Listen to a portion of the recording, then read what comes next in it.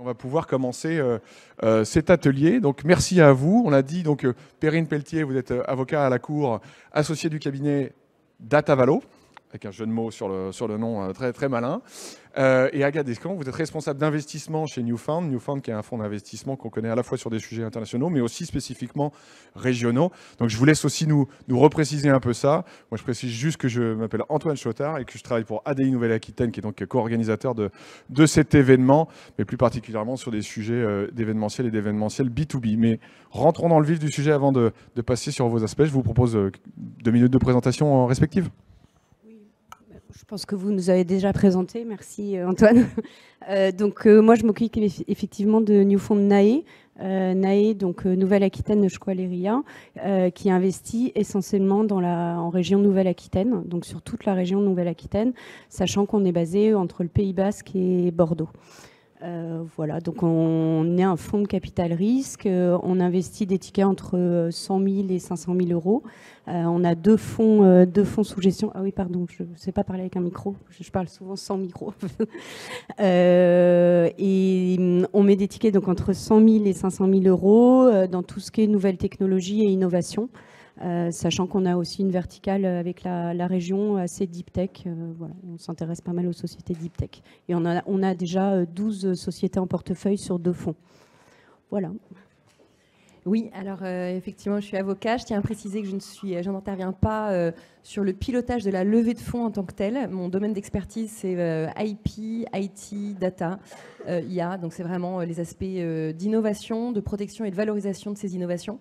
Et je vais peut-être sans plus tarder rentrer dans le vif du sujet pour balayer avec Agathe. On a essayé de réfléchir aux différents points de vigilance qu'on voulait porter à votre attention. Il y a certaines choses que vous avez déjà entendues.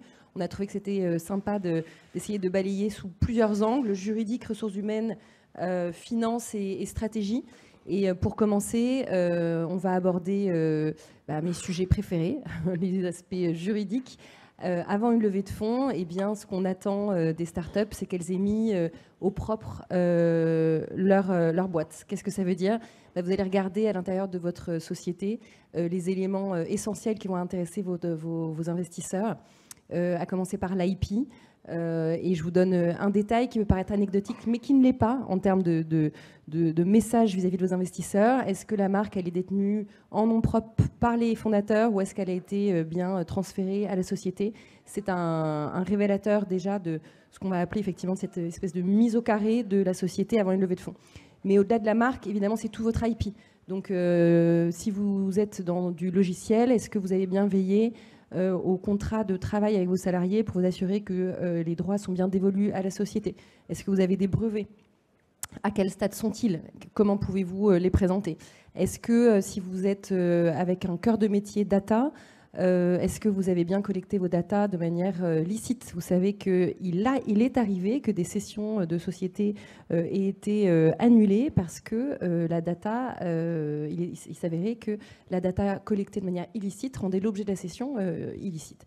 Donc attention, selon votre cœur de métier, selon la valeur ajoutée de votre innovation, de votre développement, à rendre votre produit propre.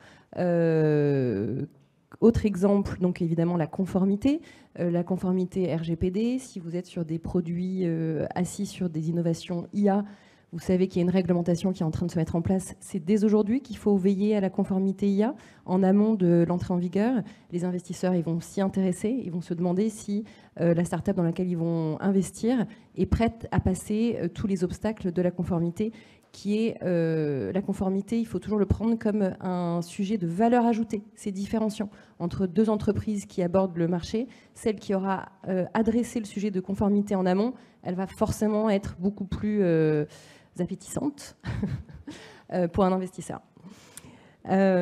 Si vous êtes sur des licences, si vous êtes sur du code, est-ce que vous utilisez des licences open source? Alors ça, pour des développeurs, c'est un sujet toujours brûlant parce qu'en fait, il y aura toujours quelque part un peu des licences open source.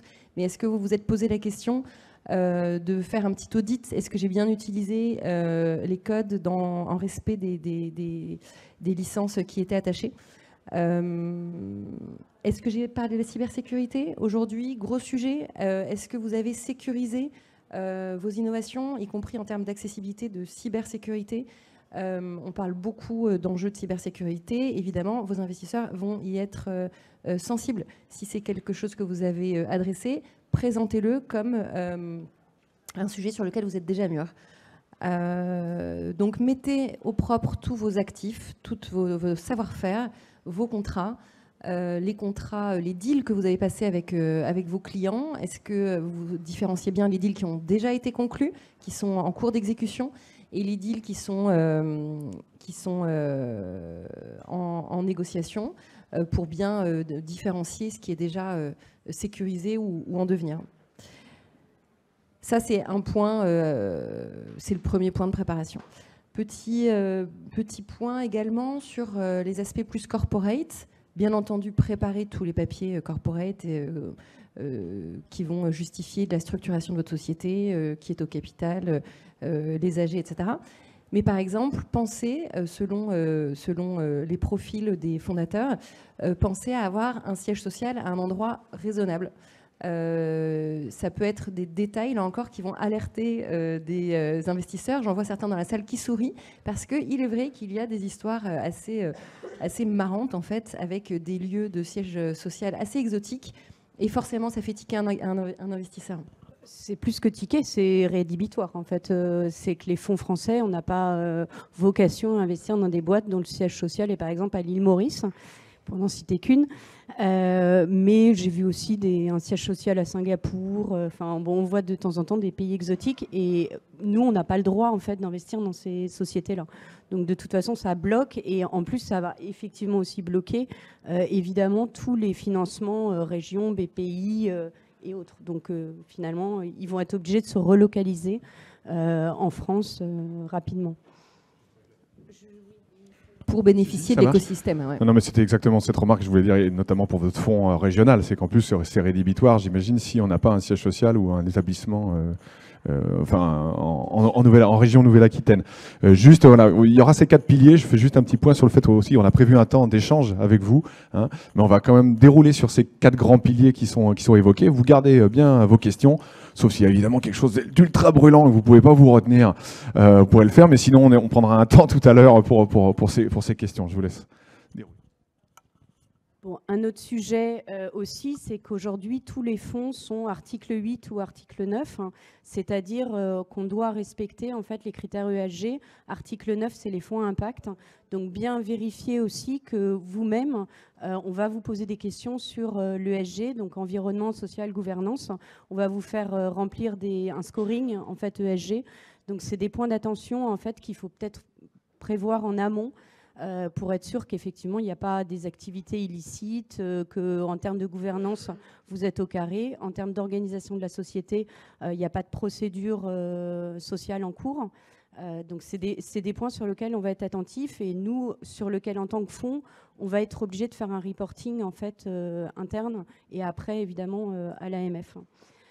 Autre point d'attention, on va forcément, quand un investisseur va rentrer, il va vous faire signer un pacte d'actionnaires.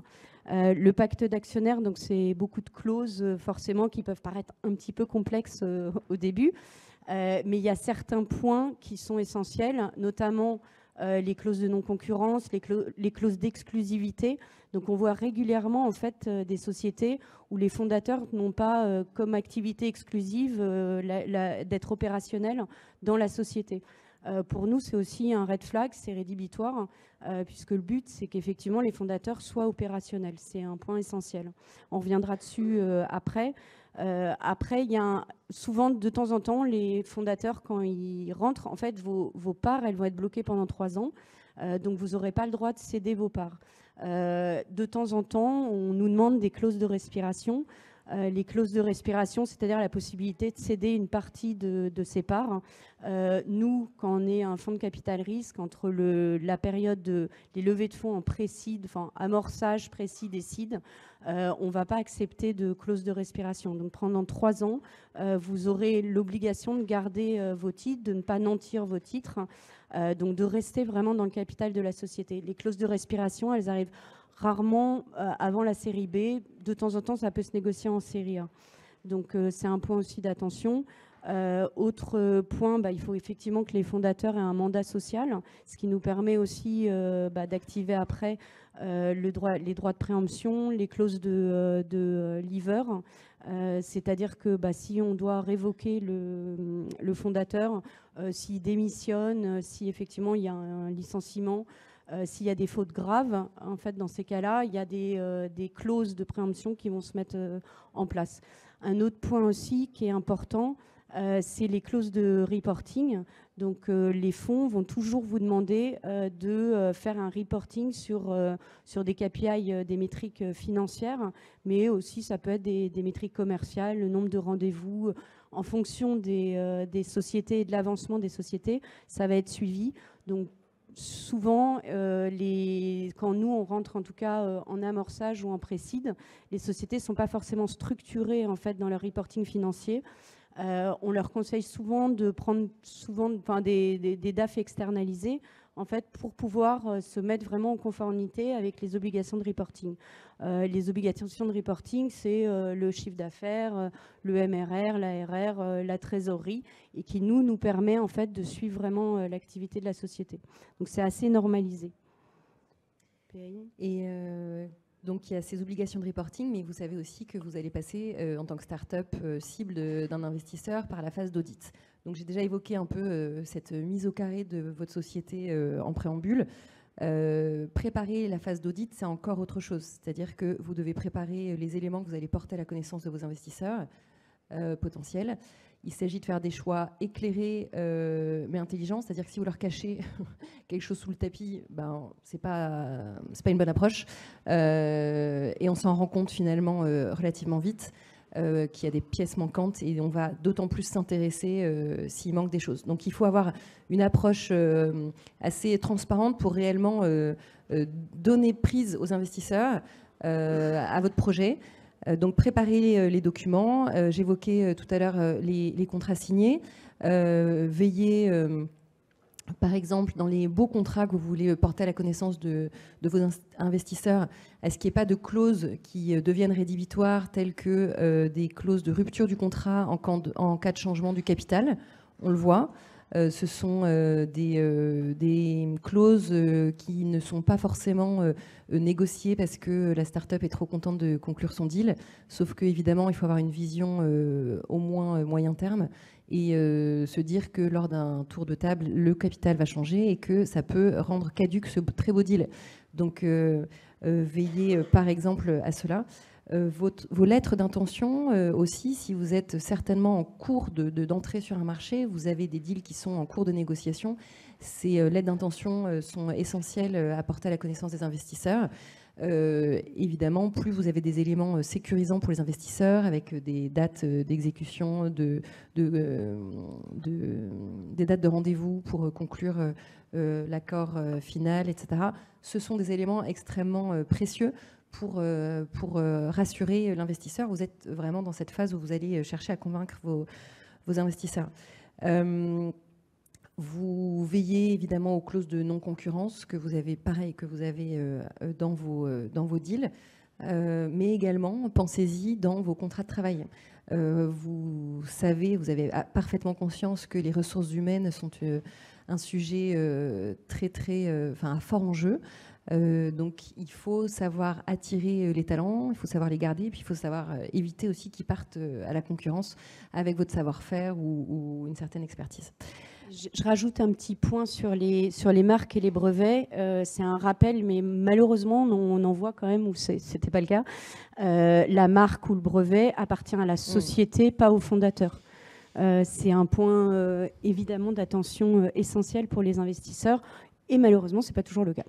Parce qu'on le sait, en fait, au début de la start-up, on voit très bien, on le sait, on l'a vu 1000 fois, on veut aller vite, c'est plus pratique, la société n'est pas encore constituée, je vais déposer la marque en mon nom, et puis je la céderai. Puis quelque part, il y a aussi une forme de... On est rassuré en tant que fondateur en disant, comme ça, je le fais bien en mon nom, etc.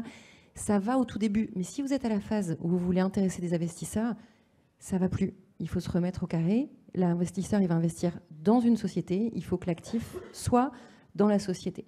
Donc mettez-vous bien dans l'état d'esprit de rendre la société la plus attractive possible. De même, peut-être un petit exemple sur la notion de souveraineté. Si vous êtes dans une architecture où vous faites appel à beaucoup de prestataires dans la mise en œuvre de votre projet innovant, eh bien réfléchissez en fait à la chaîne de prestataires à laquelle vous faites appel. Les enjeux de souveraineté sont de plus en plus regardés. Ils peuvent même être considérés comme à impact sous certains angles. Donc réfléchissez aussi à ces aspects-là pour pouvoir aussi dire que vous avez un système de production basé en région, avec des prestataires en région, et que votre savoir-faire ne s'échappe pas incidemment par un prestataire américain qui aurait finalement, dans un contrat pas négocié, parce que là encore au début vous allez vite et vous négociez pas, accès à des éléments précieux de votre société. Peut-être juste une précision sur, en effet, cette logique d'impact qu'on est aussi là en train de parler à un T0, mais que d'une certaine manière, les conditionnalités de soutien qui sont liées à ces sujets seront toujours plus fortes, très certainement.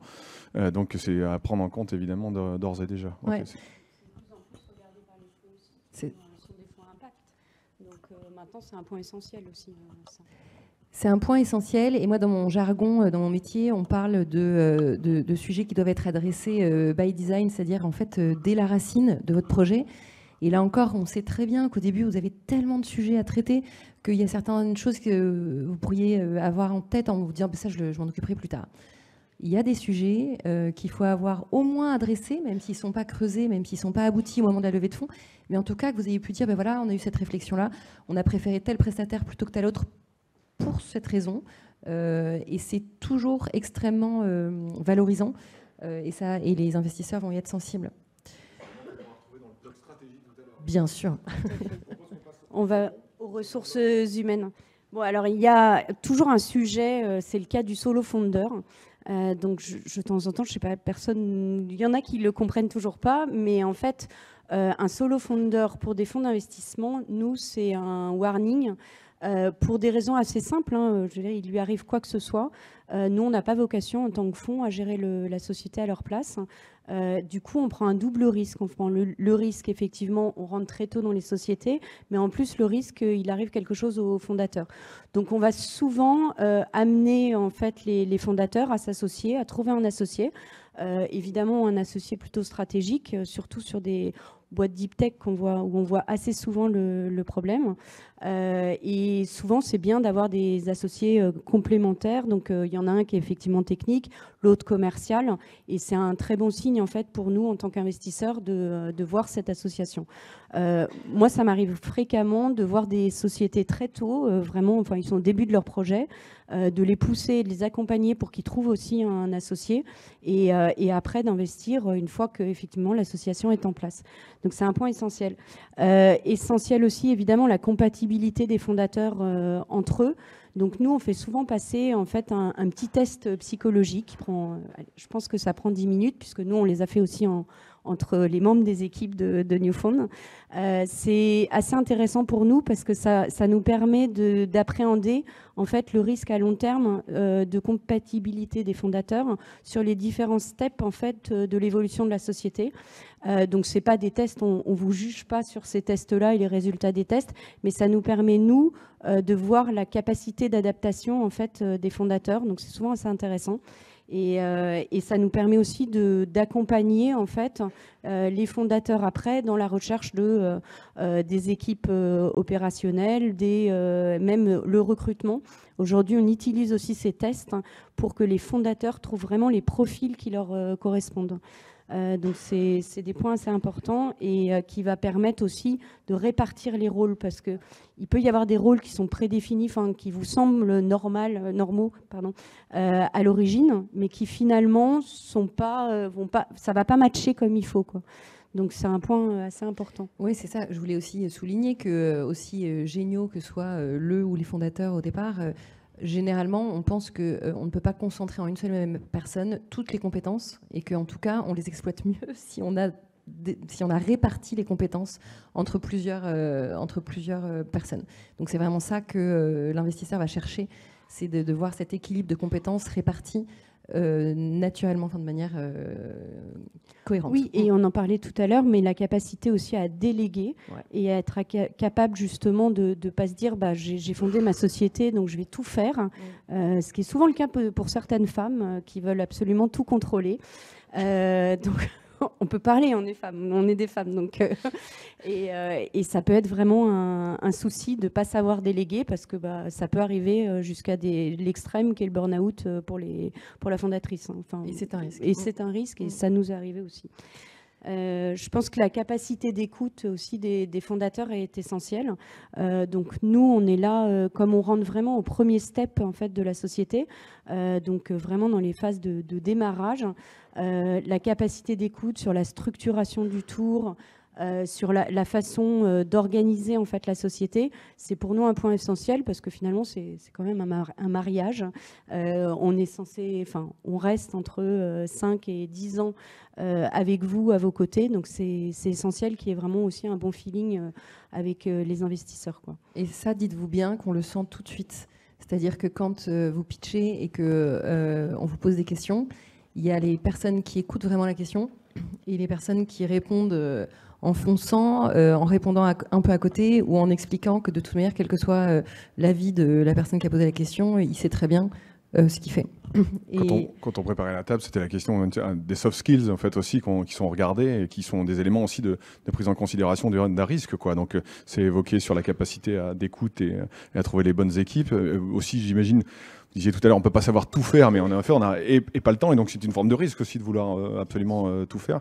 Donc on garde en tête aussi cette logique de soft skills aussi qui sont regardés de près, y compris par du test psychologique, quoi. Et qui se ressentent effectivement lors de toutes les interventions. Ouais. Statut et rémunération des fondateurs. Donc, forcément, quand vous montez une société, si vous commencez par vous mettre une rémunération en tant que fondateur à 10 000 euros par mois, j'en ai vu jusqu'à 15 000 euros par mois, c'est pas possible pour des investisseurs. Nous, on investit et on met de l'argent dans la société pour le développement de la société. Donc, les rémunérations moyennes, on va dire des rémunérations de marché, c'est entre 3 000 et maximum 4 000 euros par mois. Donc faites attention à ça parce que c'est pas un bon signe en fait qui est donné et après en fait sinon on va vous pousser à baisser votre rémunération, voire il y en a, moi j'ai des entrepreneurs qui l'ont baissé d'eux-mêmes et j'ai trouvé ça franchement remarquable parce que ils avançaient pas comme ils voulaient, ils avaient effectivement un cash burn qui était trop important et du coup ils se sont censurés sur leur rémunération, mais c'est un point d'attention aussi forcément pour les investisseurs. En gros, le mot-clé à garder en tête, je pense, sur ces sujets ressources humaines, c'est l'alignement des intérêts avec les investisseurs. Vous devez, c'est une rencontre, Agathe disait tout à l'heure, c'est un mariage, vous devez avoir des intérêts communs et concordants.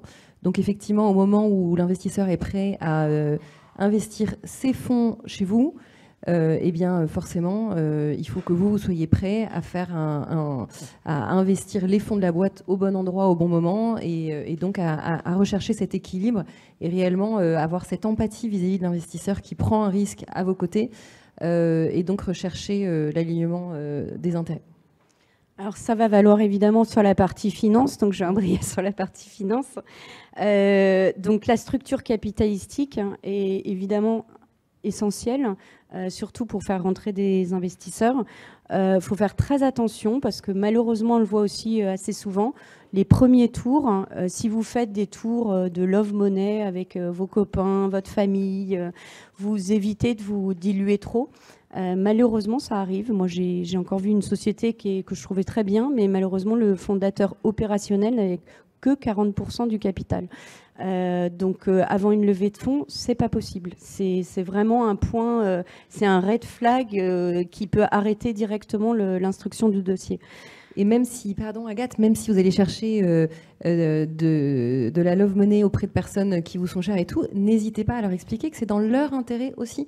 En fait, parfois, il y a aussi une espèce de réticence à dire à quelqu'un qui va mettre beaucoup d'argent, non, non, il faut que je garde une part substantielle au capital. En fait, c'est pas aller négocier, être piqué au début, c'est vraiment en fait sauvegarder l'intérêt de la société pour que cette société reste attractive au moment où les investisseurs sont prêts à mettre de l'argent sur des critères qui sont plus des liens familiaux, amicaux, mais réellement un investissement dans une société prometteuse. Ça, c'est essentiel de savoir aussi, en gros, expliquer aux personnes auprès de qui vous allez vous financer au tout début qu'il ne faut pas qu'ils soient gourmands et que ce n'est pas par égoïsme, mais c'est vraiment dans l'intérêt de la société. Il faut que vous soyez déjà, que vous incarniez l'intérêt de la société dès le début. Oui, avec une dilution maximum de 10% sur les premiers tours, Business Angel, Love Money. Je pense que c'est vraiment, faut essayer en tout cas de garder maximum 10% de dilution. Et ça va me permettre d'embrayer sur la négociation et le calibrage du montant de la levée de fonds. Aujourd'hui, ce qu'il faut avoir en tête, c'est qu'il faut calculer la valorisation de sa société en fonction, en premier, du montant dont vous avez besoin, du maximum de dilution que vous pensez accepter. Donc, dans des premiers tours, ça va être souvent autour de 20% maximum. Et après, vous allez rentrer dans un sujet de valorisation. Donc, aller partir bille en tête en se disant bah, moi, ma société, elle vaut 10 millions d'euros, je m'en fous, on verra et je vais lever X millions d'euros. C'est pas comme ça qu'il faut réfléchir. En plus, aujourd'hui, bah, le marché, c'est un peu tendu sur les valorisations. En plus, en région, on va être quand même sur des valorisations un peu plus basses. Faut pas se leurrer par rapport à Paris. Paris, il y a eu des extrêmes complètement déments les 5 dernières années. Où on avait une idée, c'était valoriser 10 millions d'euros et les gens investissant dans la société. Nous, on ne fonctionne pas comme ça. Faut faire très attention en plus parce que bah, vous allez valoriser votre société au premier tour, mais au deuxième tour, on va calculer à peu près que ce soit 2 ou 3 fois la valo du premier tour. Sauf que des valos, quand on rentre à des valos à 3 millions d'euros, 9 millions d'euros pour une valorisation d'une société, il faut quand même qu'il y ait un petit peu de traction commerciale, il faut qu'il se passe quand même quelque chose, quoi. Donc faire vraiment attention à ça. Et en fait, la valo du premier tour, c'est aussi être capable de négocier avec vos investisseurs, de ne pas se braquer en disant mais moi je veux tel valo parce que voilà, on m'a dit que ma société valait tel valo. Les conseillers ne sont pas les payeurs, hein. Donc, je le rappelle, c'est pas les conseillers, les leveurs de fonds, ceux qui vont vous dire « Ah, mais oui, mais toi, ta société, elle vaut 5 millions d'euros ». C'est pas eux qui vont faire le chèque à la fin. Et c'est nous qui allons discuter avec vous sur la valorisation. Donc, il faut vraiment faire très, très attention avec ça. Alors, je sais que vous êtes souvent très bien accompagnés par les incubateurs. Régionalement, je sais qu'ils sont vraiment aussi en discussion avec vous là-dessus. Et je les remercie parce qu'effectivement, on arrive quand même maintenant à des niveaux à peu près... Enfin, on voit moins, en tout cas, de valorisation complètement exorbitante, quoi. Et ne pensez pas trop court terme parce que ça va se retourner contre vous au tour d'après, quoi. Oui, si vous êtes trop ambitieux. Pareil, on va vous pousser, beaucoup de conseillers vont vous pousser à faire des levées en BSAR. Donc BSAR avec une valorisation qui reste dans l'air, donc des bons de souscription d'actions avec une valo dans l'air. La valo, elle va être avec un cap et un floor et un cap, un minimum et un maximum. Faites très attention aussi à ces mécanismes-là, parce que le floor peut être trop haut et le tour d'après, les investisseurs vont vous dire bah non, nous on rentre pas avec les BSAR qui ont été émis. Donc faites aussi attention, c'est des mécanismes qui peuvent être intéressants, mais qui peuvent aussi vous plomber le tour d'après. Donc franchement, voilà, apprendre avec précaution. Et bien calculer aussi la façon dont vous allez structurer votre tour. Donc bien voir que effectivement de prendre plutôt des business angels qui vont être stratégiques dans votre activité, c'est assez important. Des fonds qui peuvent aussi vous accompagner quand vous avez, nous je sais qu'on regarde beaucoup les sociétés qui ont vocation à aller commercialiser aux États-Unis, mais parce qu'on sait les accompagner aussi dans cette stratégie vers les États-Unis. Il faut aussi voir qu'il y a différents types de fonds, mais il y a des fonds qui vont être beaucoup dans l'accompagnement, d'autres pas. Donc c'est un peu aussi en fonction des besoins que vous avez pour avancer. Ça, c'est essentiel. Et faire très attention, alors là, je ne vais pas me faire que des amis, mais les corporates dans les premiers tours, ça peut être rédhibitoire. Et en fait, effectivement, c'est très attrayant, mais en fait, vous allez voir, c'est du bon sens aussi. Si vous faites rentrer un corporate dans votre fonds, il aura tendance à vous coincer sur une sorte d'exclusivité dans votre marché et donc vous priver de la possibilité d'aller voir ses propres concurrents. Or, vous, au départ, Votre besoin, c'est de rentrer sur un marché, de prendre un maximum de parts sur le marché, de faire des deals, de devenir attractif et éventuellement d'être acheté par ce corporate plus tard. Mais si vous faites rentrer un corporate dès le début, vous vous privez en fait de la possibilité de réellement prendre votre place sur le marché. Ce sont des questions de positionnement et d'exclusivité sur le marché. Peut-être un mot aussi sur quand tu disais bien réfléchir à qui on fait appel. Toujours important pour un investisseur de voir qu'il y a des personnes qualifiées par rapport à votre projet, des connaisseurs de votre projet qui vous suivent. Parce que, évidemment, le fonds va chercher à comprendre votre techno, votre innovation. Néanmoins, c'est toujours extrêmement pertinent d'avoir des personnes qualifiées. Et ça a un effet vertueux, boule de neige, vis-à-vis des fonds, mais aussi, bien entendu, sur le marché, sur votre propre marché. Évidemment, sur les conseils que vous pourrez recevoir de cet investisseur personne qualifiée. Donc, pensez bien, effectivement, à la coloration des personnes que vous allez solliciter. Tu l'as dit, Agathe, aussi, l'intérêt d'aller chercher des subventions, les fonds régionaux qui sont... Attends, je vais trop vite. Tu as spoilé la fin. Attention. Vas-y. Non, un autre point d'attention, donc faites très attention aussi à avoir une trésorerie qui vous permet sur un délai de levée de fonds. Alors, de temps en temps, on se dit, après, ça peut prendre 3 mois, comme ça peut prendre 1 an. Donc, il faut quand même bien faire attention d'avoir de la trésor pour tenir pendant toute cette période de levée de fonds.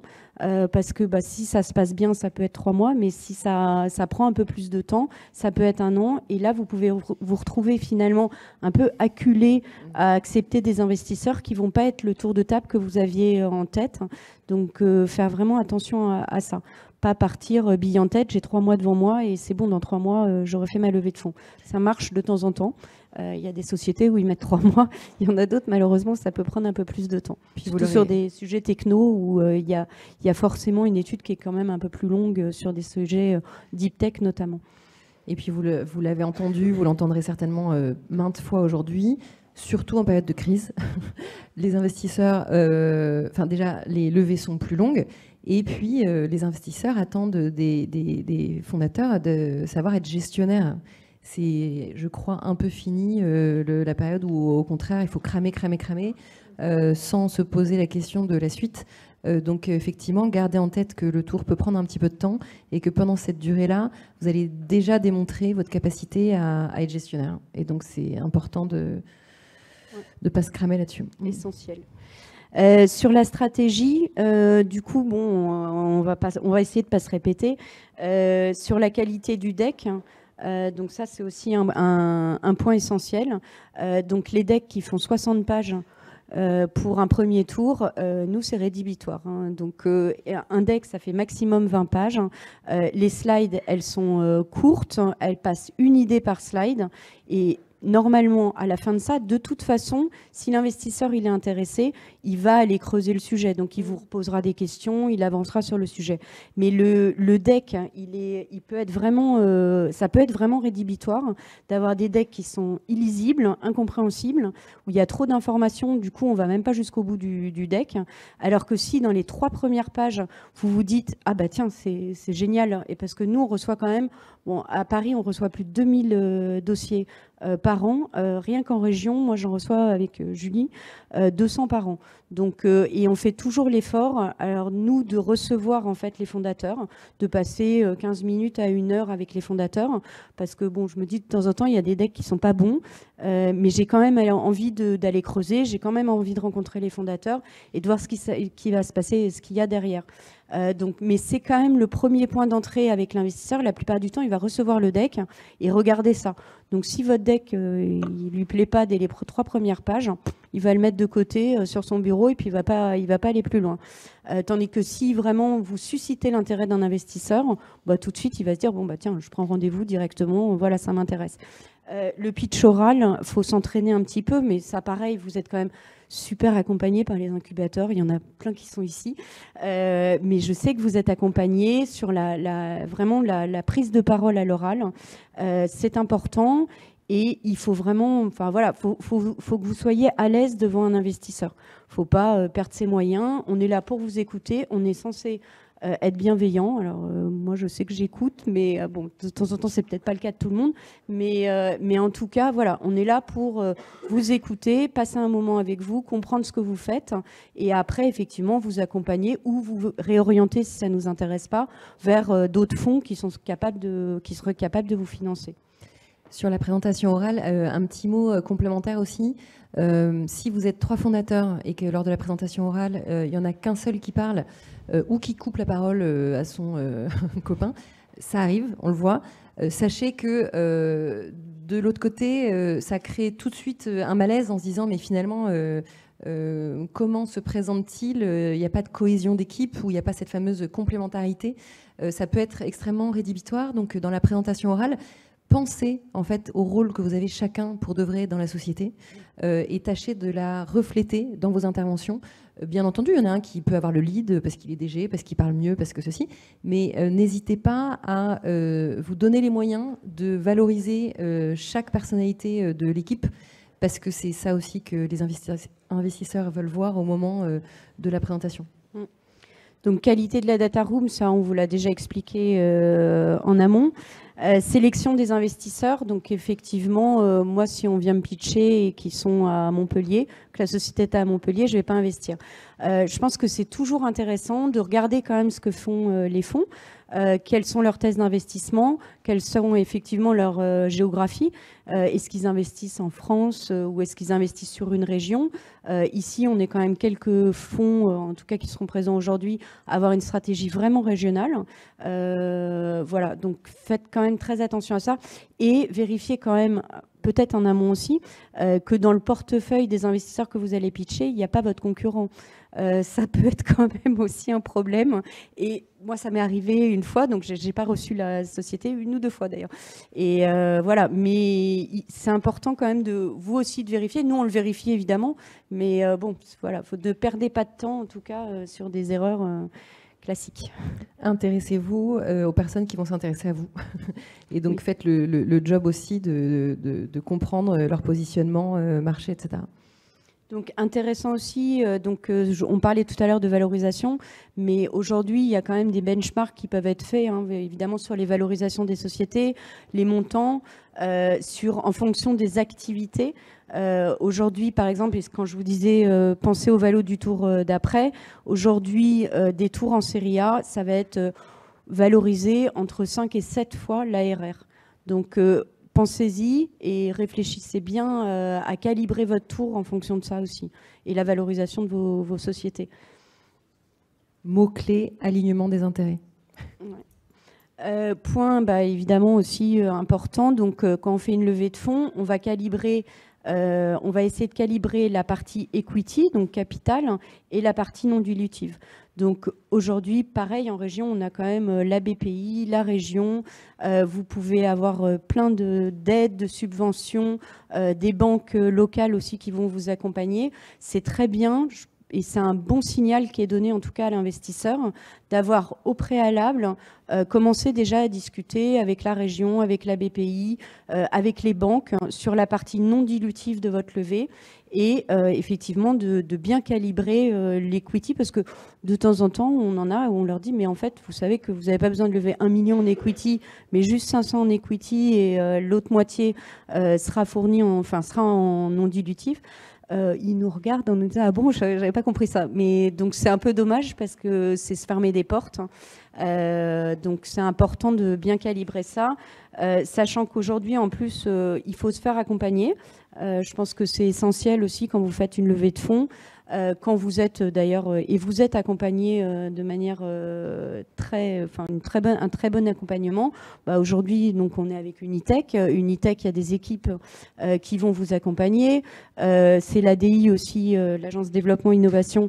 Il y a des très bonnes équipes pour accompagner aussi les sociétés lorsqu'elles sont en levée de fonds. Donc vous aider à faire votre deck, vous aider à avoir un BP cohérent, vous aider à sélectionner vos investisseurs. Les technopoles le font aussi. L'Estia, c'est pareil. Il y a des équipes aussi avec des personnes qui vont vous accompagner. Mais choisissez les bonnes personnes. souvent, il y en a qui pensent encore que, voilà, alors là, je ne vais pas me faire que des amis, il y en a qui pensent que les leveurs de fonds en amorçage, c'est utile. Franchement, en série A, en série B, quand vous commencez à avancer très bien, aujourd'hui, les investisseurs, les incubateurs les connaissent, l'ADI les connaît. Vous n'avez pas besoin d'aller prendre et mettre de l'argent avec des leveurs de fonds, alors qu'effectivement, vous avez des personnes publiques qui ne vous coûteront pas d'argent, qui seront capables de vous accompagner. Et nous, notre argent, il n'est pas censé aller voilà, pour d'autres personnes.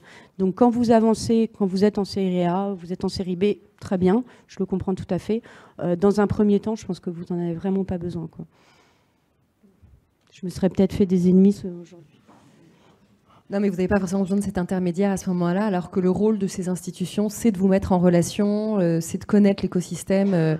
Et ça, c'est génial. En France, on est quand même très, très bien structuré. Profitons-en, quoi. Oui, rapidement. Bon, alors, on résume, on synthétise. Ma to-do list avant la levée de fonds. On prépare bien son deck. Les informations sont claires et précises, des slides qui sont compréhensibles. On ne met pas trop d'informations dans son deck. On met au propre, vous l'avez compris, pour une data room à venir, tous les contrats essentiels, les marques, les licences, les contrats, toute la partie statut, assemblée générale, toute la partie corporate, la partie contrat contractuel et la partie effectivement IP. On réfléchit bien à l'utilisation de sa levée de fonds. Donc, pourquoi j'ai besoin de lever des fonds, dans quoi je vais l'utiliser et combien j'ai besoin de lever. Donc ça, c'est aussi un point essentiel.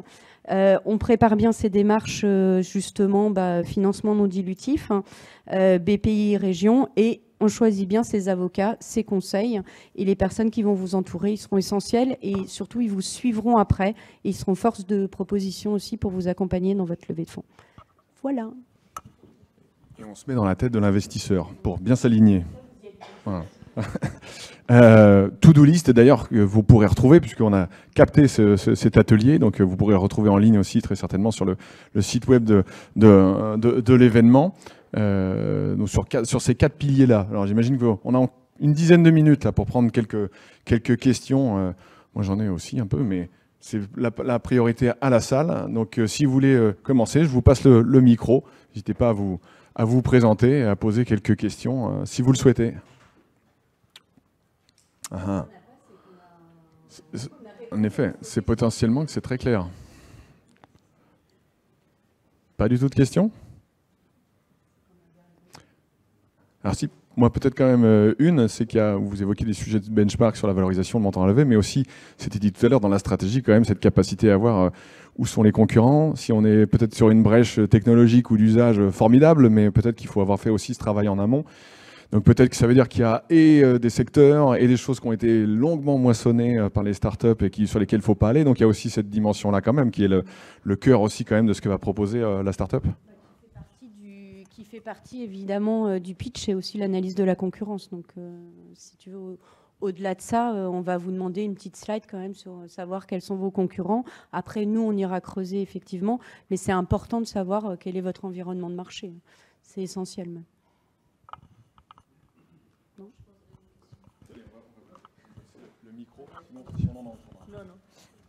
Alors moi, je suis sur la valorisation. Quels sont les points clés pour vraiment bien valoriser son entreprise, sachant qu'on n'a pas encore de marché et qu'on a 3 ans de R&D derrière, avec peut-être un brevet. Voilà. Quelles sont les choses importantes? Donc on est vraiment dans le début de la valorisation. Je fais un début de réponse, mais je laisse la parole à Agathe. Sachez qu'il y a plusieurs il y a plusieurs méthodologies de valorisation des actifs immatériels en tout cas. Mais la valorisation des actifs immatériels, c'est une chose, et la valorisation de la société dans laquelle on va investir, c'est encore autre chose. Agathe, je te laisse. Je vais faire une réponse de politicien, mais je pense qu'il n'y a pas vraiment de critères qui vont nous permettre de valoriser. Après, je pense que nous, ce qu'on prendra en compte, en tout cas dans la valorisation, c'est le time to market, c'est-à-dire à partir de combien de temps vous allez être capable d'avoir un produit commercialisable, la taille de votre marché et effectivement la profondeur de la techno quand c'est des sociétés deep tech. Et puis après, c'est une discussion avec les investisseurs. Ce que je disais tout à l'heure, c'est pas partir sur une idée de valorisation, mais plutôt de combien vous avez besoin de lever, combien vous acceptez de vous diluer. Et après, effectivement, vous allez tomber naturellement par un calcul simple sur la valorisation. Faut mieux ne pas trop se valoriser dans les premiers tours, pas trop se diluer non plus. Hein. Enfin, je veux dire, des dilutions à 40% au premier tour, c'est pas acceptable. Nous, le but, c'est que quand même les fondateurs de la société, après un premier tour, ils aient encore entre 60 et 70% du capital. Pour que, en fait, nous, notre but, en tout cas dans l'accompagnement, c'est que les fondateurs restent toujours majoritaires. Enfin, le plus longtemps possible, avant de faire effectivement des gros tours voilà, de série A, série B, série C. Et après, nous, c'est plus notre job. Mais c'est votre boîte. Enfin, voilà, c'est votre société, donc c'est vous qui devez la diriger et c'est pas aux investisseurs de la diriger à votre place. Donc après, on en discutera si vous voulez. Une autre question? Alors moi, je fais peut-être une remarque. On parlait de l'écosystème et en effet des moyens qui sont à disposition en termes d'accompagnement avec des missions finalement d'intérêt général et public pour ça, c'est important. Mais ça rejoint aussi la dimension finalement de réseau aussi et la capacité peut-être à se donner aussi cette capacité à bien s'inscrire dans les réseaux et en profiter parce qu'il y a quand même plein de choses que vous avez évoquées qui sont de l'ordre du benchmark et du fait de ne pas être aveugle quoi, et de se nourrir un maximum. Alors si vous êtes là aujourd'hui, on imagine que c'est aussi pour ça que vous venez. Est-ce que c'est aussi une composante forte que vous remarquez dans les levées de fonds? C'est-à-dire que ceux qui ont eu la capacité à réseauter et à benchmarker d'une certaine manière aussi ou à capter les bonnes infos par le réseau, c'est un élément important? Oui, essentiel. Aujourd'hui, on a un écosystème sur la région et on peut remercier le président de la région qui a fait quand même de cet écosystème un écosystème très dynamique avec beaucoup de structures qui sont capables d'accompagner, de structures publiques. Aujourd'hui, c'est essentiel. Et effectivement, des sociétés... Bon, nous, entre investisseurs, on se connaît tous, hein, forcément. On travaille ensemble. On voit les mêmes sociétés la plupart du temps. Donc, c'est hyper important d'être effectivement bien référencé dans cet écosystème, de participer au forum d'investissement comme il y a aujourd'hui, mais il y en a qui se déclinent dans toutes les régions. Enfin, pas dans toute la région et dans tous les départements, pardon. Et c'est essentiel, en fait, d'être présent dans ces moments-là, parce que c'est des moments aussi privilégiés. Vous aurez peut-être 10 minutes d'entretien. De temps en temps, c'est des pitchs de 2 minutes, de 10 minutes, de 30 minutes. Mais c'est l'occasion de rencontrer les investisseurs. C'est l'occasion de rencontrer, justement, l'ADI, l'Unitech, tous les incubateurs et de parler un peu avec eux. Et ça vous donne aussi... voilà, enfin, c'est aussi un réseau énorme qu'on a en région et je pense qu'on a beaucoup de chance. Je confirme qu'on a ce rôle d'une certaine manière aussi de base de données, de point d'entrée pour bien comprendre l'écosystème. Et d'ailleurs, vous le voyez sur les logos qui sont aussi en bas finalement de cette journée, qui représentent aussi cette dynamique-là avec la Nouvelle-Aquitaine Technopole par exemple et la représentativité et des réseaux régionaux qui se structurent de plus en plus autour justement de ces acteurs de l'accompagnement. Oui, je voulais aussi illustrer à quel point, en fait, parfois les rencontres, elles se font de manière inopinée, juste parce qu'on s'est rencontrés, parlé. Moi, parfois, il m'arrive de conseiller des startups et en fait de parler de ces startups à des fonds. À l'inverse, les fonds peuvent me questionner sur une startup et ça me fait penser à un sujet ou autre chose. Ou parfois, juste 3 mois plus tard, je rencontre quelqu'un et je me dis « Ah mais tiens, ce serait intéressant, j'ai vu une startup qui avait ce sujet-là. » Et en fait, tous les acteurs de l'écosystème peuvent rebondir, pas forcément au moment où vous leur parlez. Moi, je constate que ça se fait aussi beaucoup par rebond un peu plus tard. Et donc, en fait, tous les maillons de cet écosystème vont vous servir à un moment ou à un autre pour vous remettre en relation ou vous réorienter vers une autre personne ou une compétence le moment venu. Ouais. C'est le dernier moment si vous voulez poser une question. Après, ça sera terminé. Parfait. Monsieur. Bonjour. Je voulais poser une question. Par exemple, si je suis à la recherche d'investisseurs, en fait, comment me renseigner en fait sur les investisseurs? Est-ce qu'il y a des red flags aussi sur des investisseurs? Excellente question. Après, faut pas hésiter à contacter justement l'ADI ou les incubateurs. Ils connaissent tous les investisseurs, en tout cas au niveau régional. Et met puis pas de après, notes, ça hein, va par contre. dépendre un peu de votre relationnel avec les différents investisseurs. Voilà, des red flags, non. Enfin, moi, j'irai pas, en tout cas, vous en donner. Nous, on met pas de notes non plus. Hein. Non, mais voilà, vous avez ces interlocuteurs-là, vous avez aussi les sites, vous pouvez savoir sur quelle boîte ces fonds ont investi, parce que généralement c'est rendu public.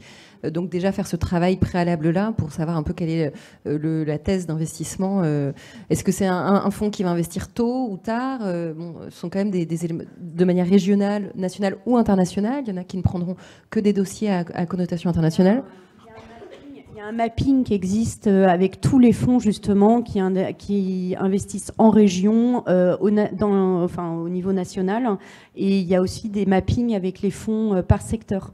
En fait, donc faut pas hésiter. Nous, je sais qu'on en a à disposition et faut pas hésiter à les demander ou à regarder sur Internet. D'ailleurs, vous avez plein d'infos sur Internet aussi là-dessus. Vous tapez mapping des fonds d'investissement, fonds de capital risque et vous allez avoir toutes les informations. Il y aura pas de red flag ou pas. Hein, mais... Oui, je disais la French Tech me semble faire un mapping notamment. Ouais.